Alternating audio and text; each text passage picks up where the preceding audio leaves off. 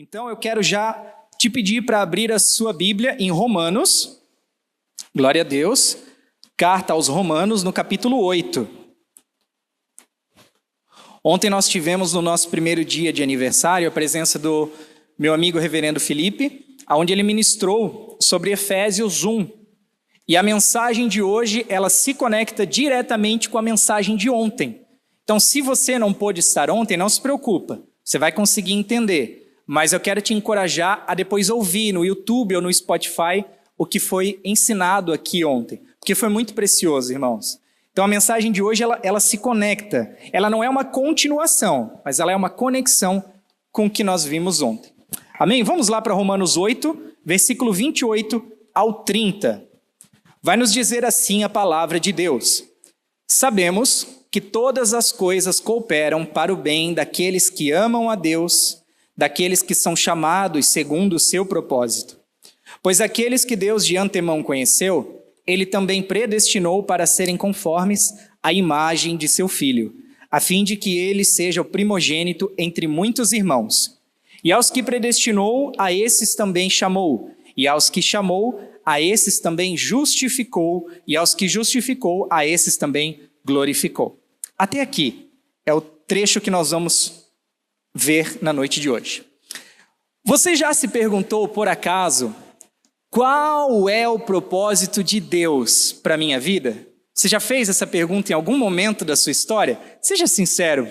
Já? Eu já, irmãos. Muitas vezes, várias vezes. Eu já me perguntei assim, poxa, qual será que é o propósito que Deus tem para a minha vida, para a minha história? E eu fiz isso porque eu não entendia o verdadeiro significado do que é o propósito de Deus. A gente acredita, e eu mesmo acreditava, que esse propósito, ele era algo exclusivo e criado só para mim. E além de ter sido criado só para mim, era algo que também estava escondido no mais profundo das regiões celestiais, Johnny, num lugar onde eu tinha que acessar com muito jejum, muita oração, muito joelho no chão, para que aí então Deus revelasse qual é o propósito dele para a minha vida.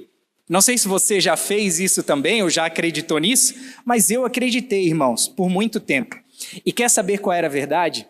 Disso tudo eu só estava certo em uma coisa, que Deus, de fato, é quem revela esse propósito para as nossas vidas.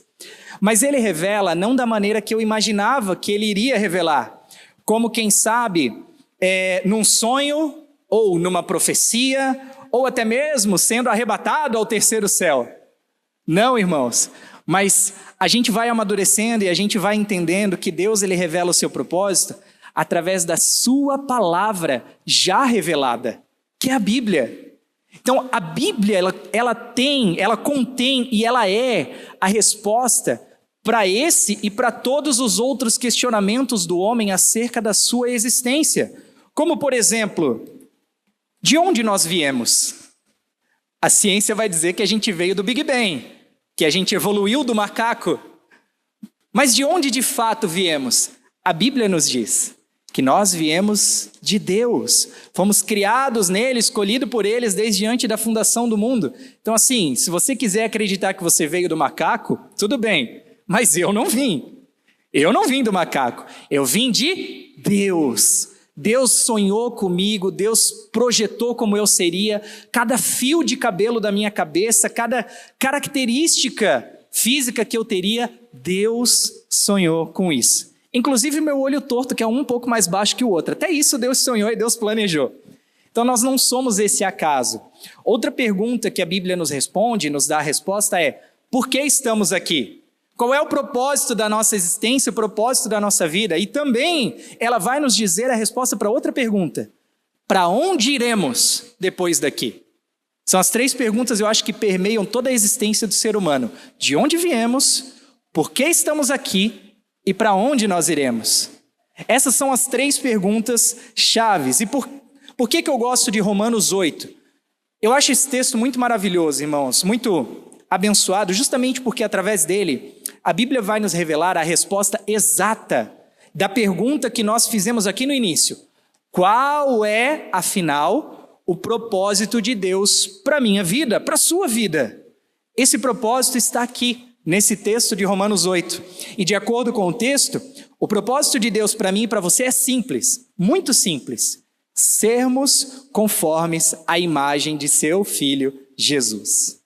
Essa é a resposta, esse é o X da questão da noite de hoje. Para o que você foi chamado? Você foi criado para quê? Você foi criado para ser conforme a imagem de Jesus.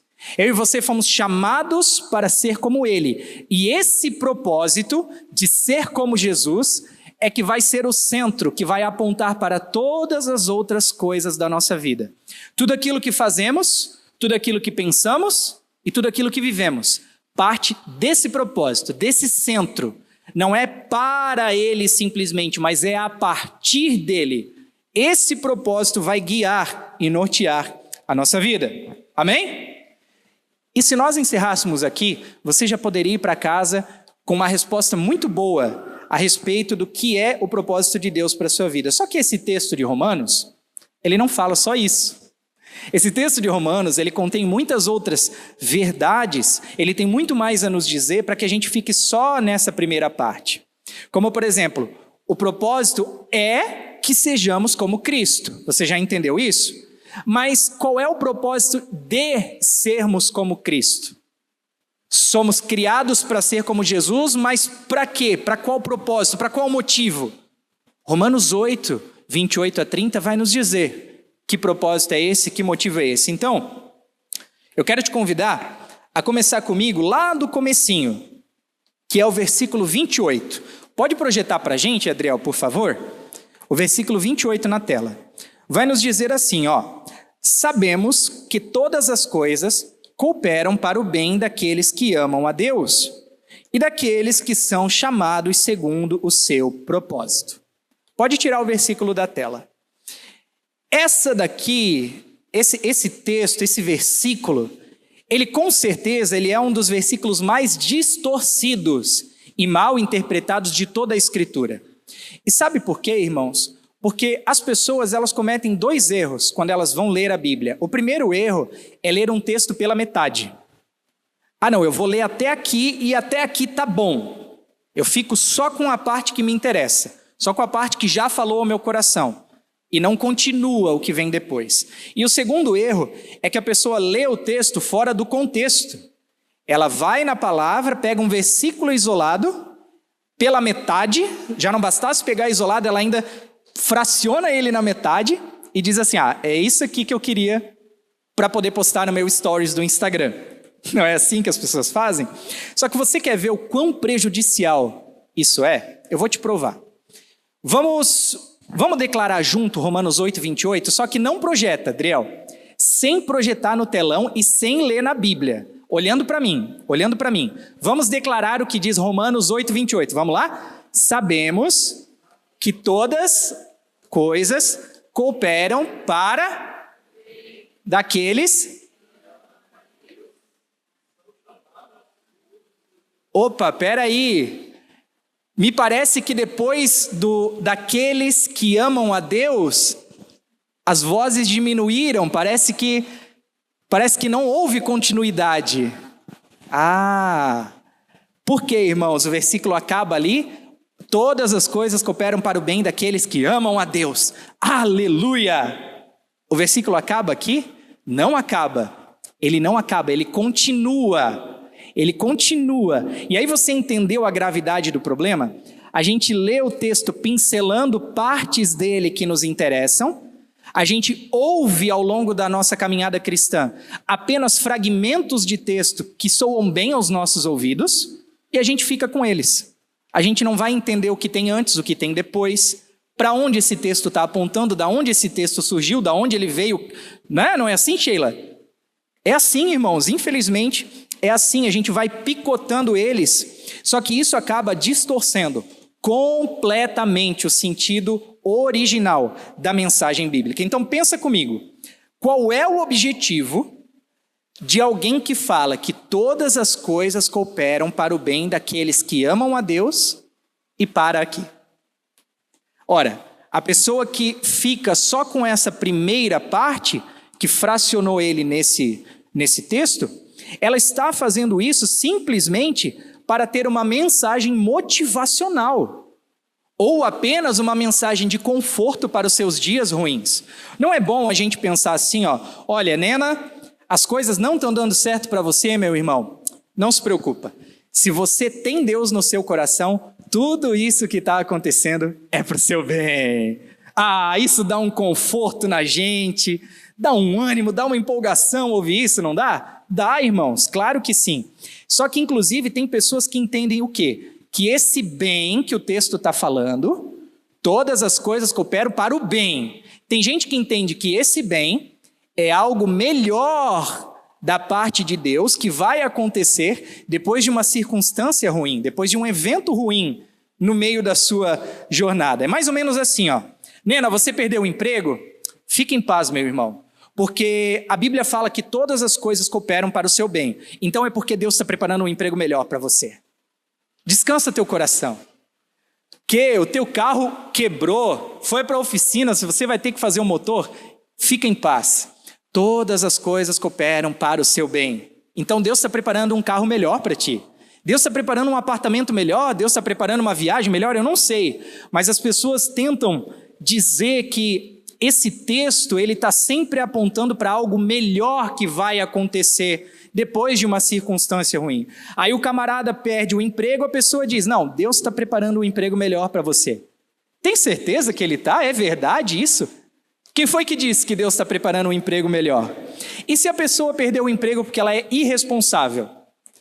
Ora, a pessoa falta mais do que vai, quando vai ainda chega atrasado, e além de chegar atrasado, fica mandando meme no Instagram para os amigos o dia inteiro, na jornada de trabalho. A pessoa perdeu o emprego porque Deus tem algo melhor? Não. Quer dizer que Deus está envolvido nisso, na irresponsabilidade dessa pessoa? De maneira alguma, irmãos. De maneira alguma. Escuta uma coisa, nem sempre Deus está livrando gente boa de coisa ruim. Às vezes Deus está livrando as coisas boas de gente ruim como nós. O livramento é o contrário.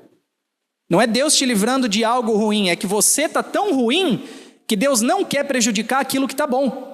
Aí Ele está livrando a outra coisa de você. Vai que Deus é com o patrão e não com o funcionário.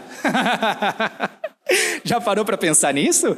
Irmãos, é uma coisa que a gente precisa refletir. Então, seja sincero, quantos já ouviram algo parecido com o que eu acabei de falar? Você já ouviu, né? Já ouviu, com certeza, todos nós já ouvimos. Pois é, mas eu tenho uma não tão boa notícia para te dar.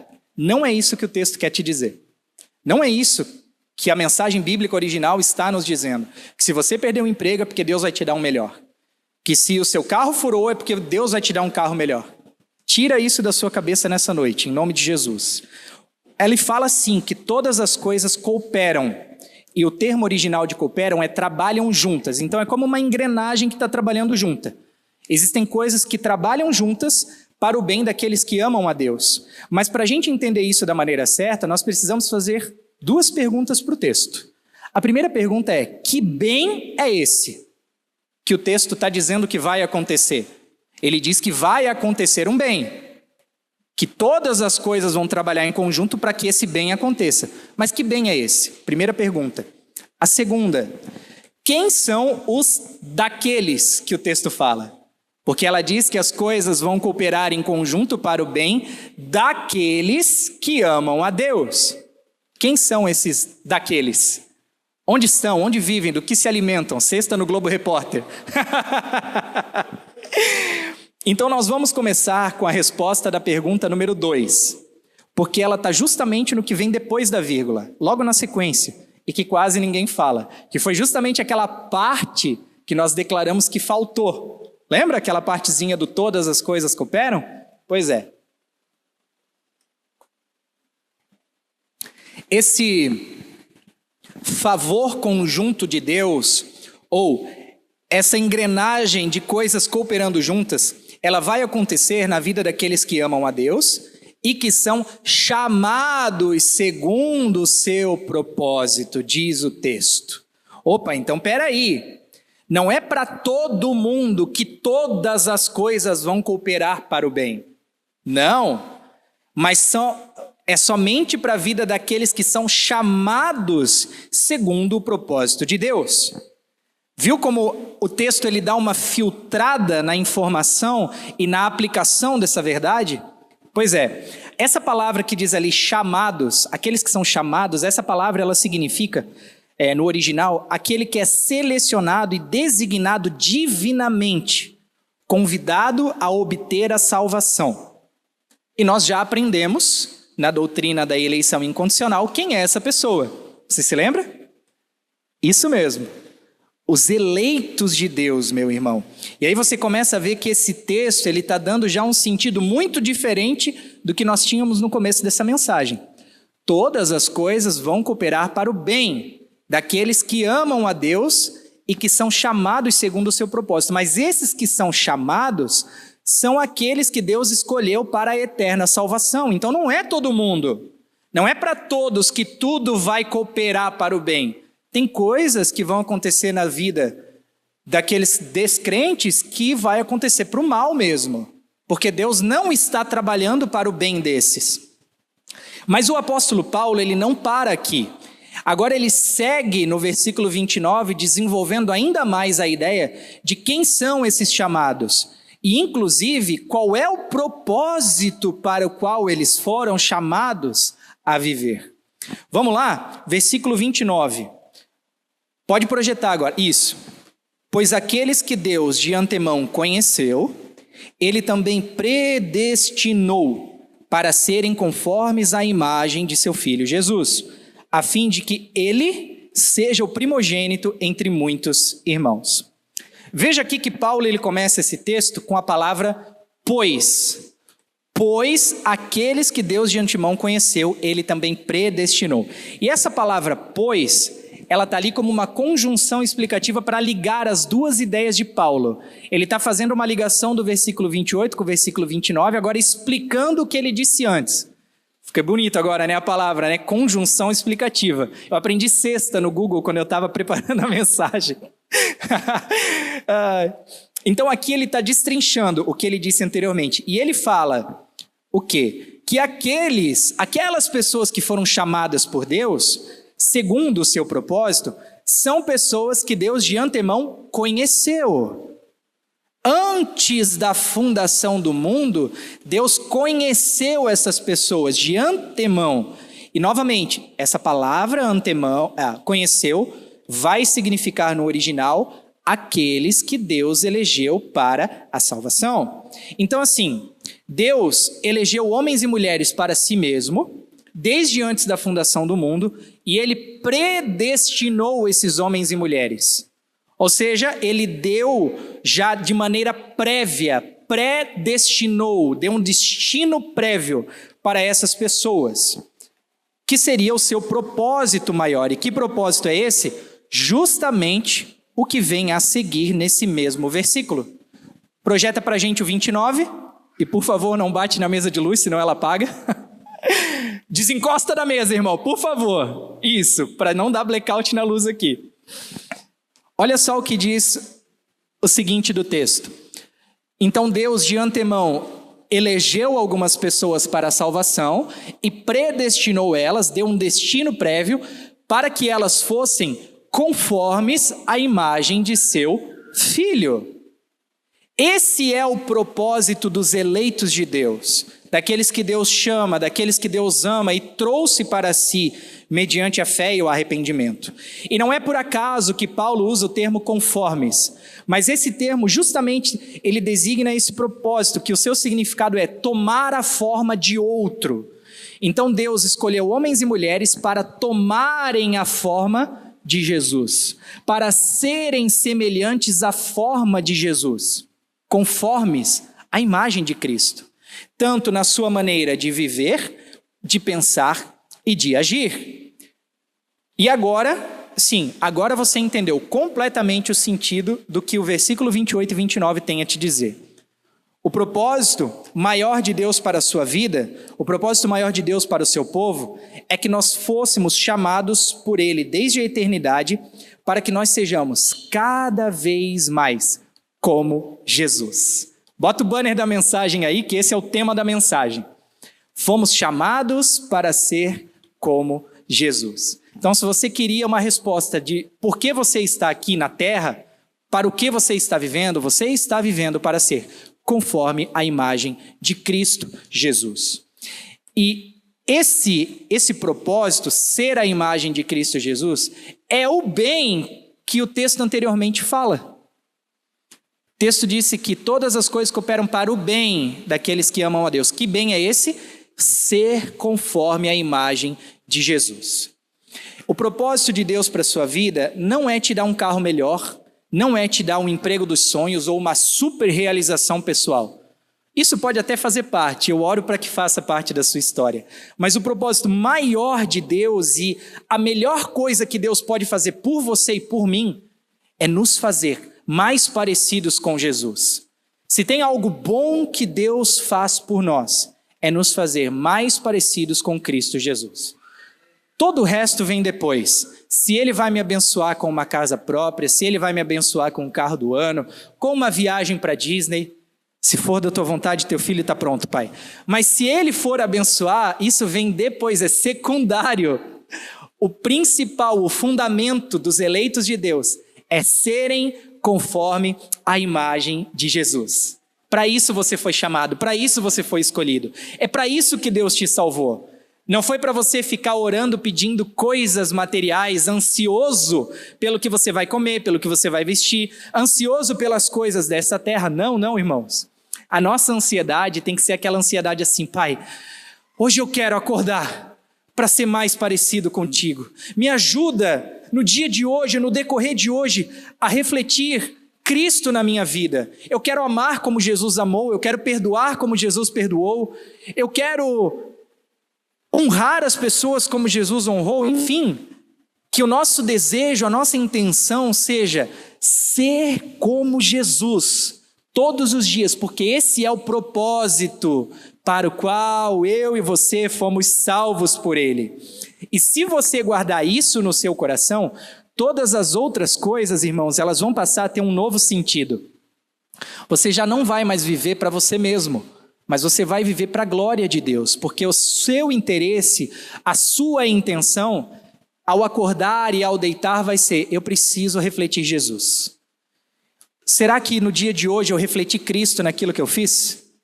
Será que no dia de ontem as minhas atitudes refletiram a Cristo como a palavra espera que reflitam? Então, irmãos, você vai passar a rejeitar o pecado e amar a santidade. Você vai passar a orar mais e usar menos o celular, a amar estar mais na igreja do que no seu sofá, entre tantas outras mudanças que o Espírito Santo vai fazer na sua vida quando você entender que você foi criado, chamado, eleito por Deus para a salvação, para ser como Jesus foi, semelhante a Cristo. Não é para você viver do jeito que quiser, da maneira que quiser, esbanjando suas coisas como bem entender. Não, irmãos. Isso é pensamento do filho pródigo, do filho que sai de casa. Você foi chamado por Deus para permanecer na casa do Pai, na presença dEle, desfrutando do que Ele já deu, do que Ele já entregou para a sua vida. Então o seu objetivo deve ser glorificar a Deus e ser mais parecido com Cristo, porque o que não edifica não convém. Amém? Glória a Deus. Pastor, eu entendi tudo até agora, já entendi o motivo da minha existência. Fui criado e chamado para ser como Jesus. Mas e agora? Qual é o propósito de ser como Ele? O que vem depois disso?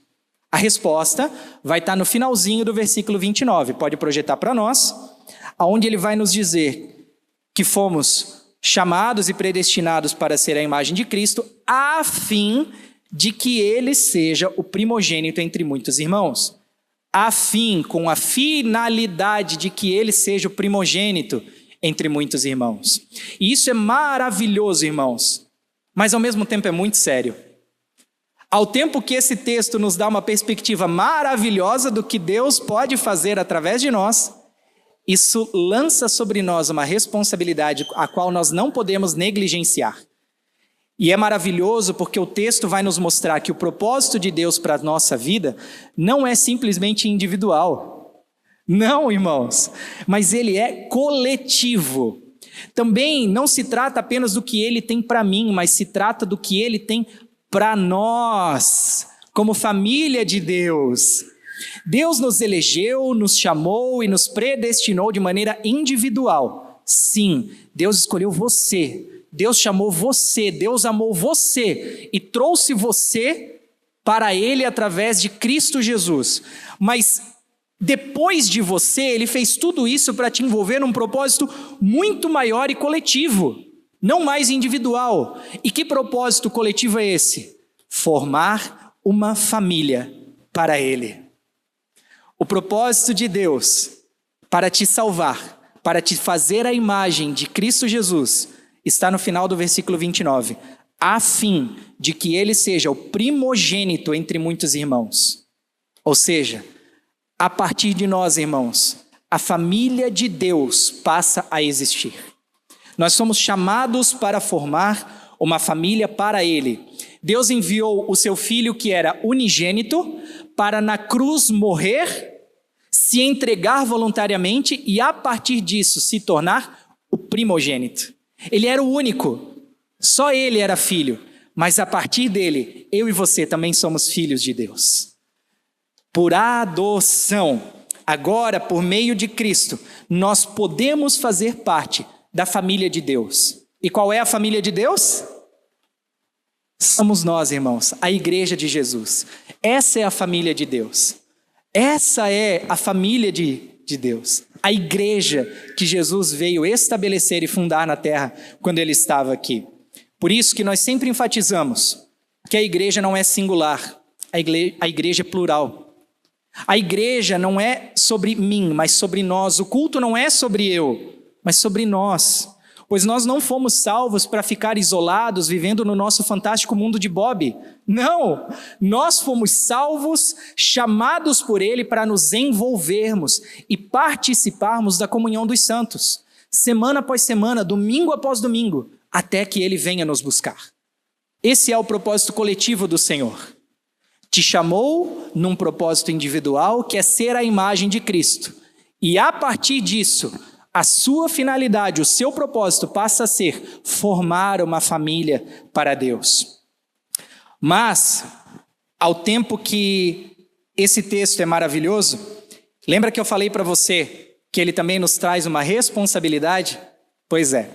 Essa responsabilidade, irmãos, ela está justamente nesse mesmo trecho, porque a família de Deus, ela não vai ser composta por qualquer tipo de crente. E aí a conversa começa a ficar um pouco mais estreita, porque ele fala que a família de Deus vai ser formada por aqueles que se tornaram a semelhança de Cristo Jesus. Os que foram eleitos, que foram transformados e semelhantes à imagem de Cristo, esses vão formar a família de Deus. Esses farão parte entre os muitos irmãos que Jesus terá. Então, o que era maravilhoso também nos traz uma responsabilidade.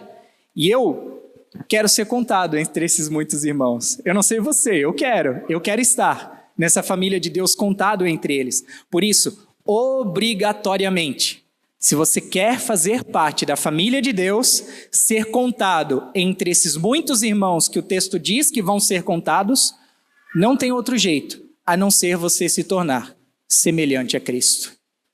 Você só faz parte da família de Deus se você se tornar semelhante a Cristo. Então, irmãos, existe um critério, existe um filtro que deve ser aplicado. Não são todos, não é para qualquer um. Não se engane, o evangelho não é porta larga, o evangelho é porta estreita, e bem estreita, por assim dizer.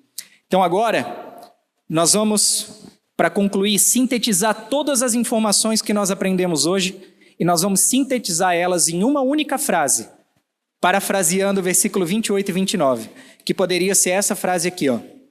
Eu não coloquei no telão, então você vai ter que só me ouvir. Ela é assim, ó. Sabemos que todas as coisas cooperam para o bem dos eleitos de Deus, aqueles que foram chamados segundo o seu propósito, que é se tornarem cada vez mais parecidos com Jesus em sua forma de agir, pensar e viver, para com isso formarmos juntos a família de Deus. Amém e graças a Deus. Você entendeu? Glória a Deus. Qual é o propósito de Deus para a sua vida? Ser semelhante a Jesus. Isso mesmo. Quero chamar a nossa equipe de louvor aqui novamente. Pode já subir aqui comigo.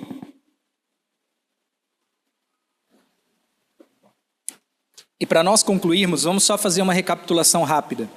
Vimos que no versículo 28, Paulo estabeleceu um fundamento. Ele disse que todas as coisas vão cooperar para o bem dos eleitos, dos que foram chamados segundo o propósito. Versículo 29, ele vai explicar qual é esse propósito na vida dos eleitos. Ele vai dizer que o propósito é que eles fossem predestinados para ser semelhantes a Jesus, com a finalidade de formar uma família para ele. E agora, finalmente, no versículo 30, o último versículo do nosso texto de hoje, ele vai encerrar detalhando como esse plano de Deus ele é cumprido na história da redenção. Projeta para a gente Romanos 8:30, vai nos dizer assim, ó: e aos que predestinou, a esses também chamou, e aos que chamou também justificou, e aos que justificou ele também glorificou. Isso é chamado a cadeia da redenção. Deus chama pela predestinação, aos que ele chama, ele justifica, e aos que ele justifica, ele glorifica. E Paulo, ele faz questão de enfatizar que todas essas coisas acontecem unicamente por meio de Deus, não por meio do homem. Deus, em sua soberania, é que opera tudo isso. Ele chamou, ele predestinou, ele justificou e ele também glorificou. E o que nós precisamos fazer então? Nós precisamos dar uma resposta para isso. E a nossa parte, a nossa resposta a esse chamado de Deus é, 2 pontos: viver todos os dias para sermos como Jesus foi. É assim que Deus espera que nós vivamos. Amém? Aleluia. A Deus toda a honra, toda a glória, hoje e para sempre. Vamos orar? Curve suas cabeças.